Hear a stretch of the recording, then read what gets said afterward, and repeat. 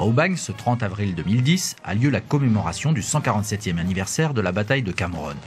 C'est plus qu'une cérémonie traditionnelle, répétitive, etc. C'est vraiment une véritable communion. Mais cette communion dépasse aussi très largement la Légion étrangère.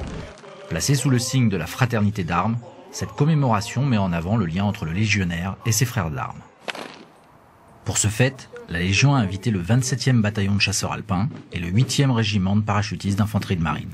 Et nous partageons aujourd'hui ce moment de communion avec nos camarades légionnaires.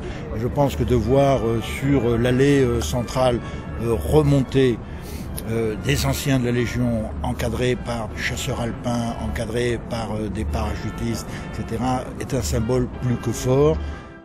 Cameron est pour la Légion son premier grand fait d'armes. En 1863, une soixantaine de légionnaires s'opposent à 2000 Mexicains, leur tenant tête jusqu'au bout, sans jamais se rendre.